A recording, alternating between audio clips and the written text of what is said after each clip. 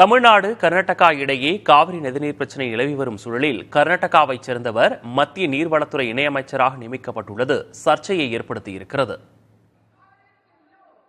மத்தியில் பாஜக தலைமையிலான தேசிய ஜனநாயக கூட்டணியின் ஆட்சி அமைந்துள்ள நிலையில் பிரதமர் மோடியோடு மத்திய அமைச்சர்களும் இணை அமைச்சர்களும் பதவியேற்றனர்.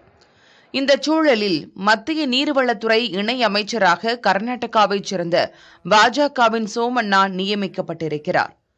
காவிரி நதிநீர் விவகாரம் தொடர்பாக தமிழ்நாட்டிற்கும் கர்நாடகாவிற்கும் நீண்ட காலமாக பிரச்சினை நிலவி வருகிறது. தமிழ்நாட்டிற்கு தர வேண்டிய தண்ணீர் வழங்க கர்நாடகா மறுத்து வருகிறது. மேலும் மேகதாதுவில் அணை கட்டுவதிலும் அம்மாநிலம் உறுதியாக உள்ளது. இப்படியான சூழலில் மத்திய நீர்வளத்துறை இணை அமைச்சராக கர்நாடகாவைச் சேர்ந்தவர் நியமிக்கப்பட்டிருப்பது சர்ச்சையாகியுள்ளது. இது தொடர்பாக கருத்து தெரிவித்த மூத்த பத்திரிகையாளர் SP லட்சுமணன், காவிரி மேலாண்மை ஆணையம் மத்திய நீர்வளத்துறையின் கீழ் செயல்பட்டு வரும் நிலையில் அத்துறைக்கு கர்நாடகா சேர்ந்தவர் இணை அமைச்சராக நியமிக்கப்பட்டிருப்பது நியாயமானதில்லை என தெரிவித்திருக்கிறார். உச்சநீதிமன்றத்தின் இறுதி தீர்ப்பின் அடிப்படையில் காவிரி மேலாண்மை வாரியம் அமைக்க வேண்டும் என்று சொல்லப்பட்டிருந்தது.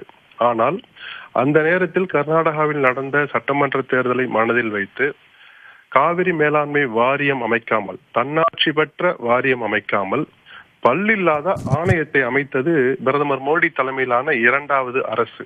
தமிழ்நாட்டிற்கும் கர்நாடகாவுக்கும் அந்த பிரச்சனை இன்னும் தீராத நிலையில் இரண்டில் ஒரு மாநிலமான கர்நாடகாவை சேர்ந்தவரை அந்த துறைக்கு இணை அமைச்சராக நியமித்திருப்பது மரபும் அல்ல, நியாயமும் அல்ல. காவிரி நதிநீர் விவகாரத்தில் பிரதிவாதியை எப்படி நீதிபதி ஆக்க முடியும் என கேள்வி எழுப்பியிருக்கிறார் தமிழக காங்கிரஸ் தலைவர் செல்வ பெருந்தகை.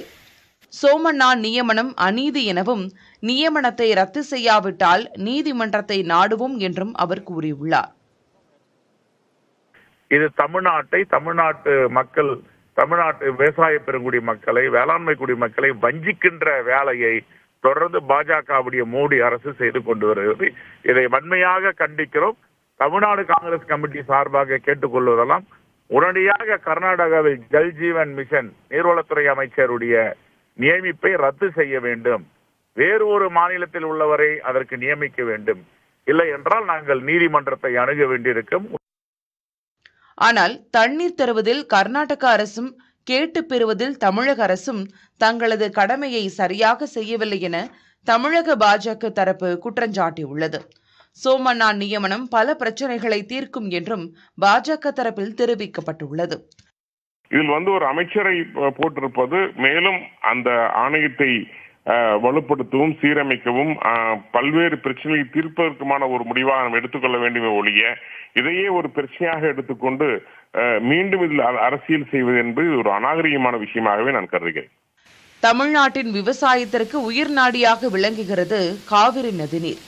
எனவே இந்த விவகாரத்தில் அரசியல் தவிர்க்கப்பட்டு தமிழ்நாட்டின் உரிமை நிலைநாட்டப்பட வேண்டும் என்பதே ஒட்டுமொத்த தமிழக மக்களின் கோரிக்கையாக உள்ளது.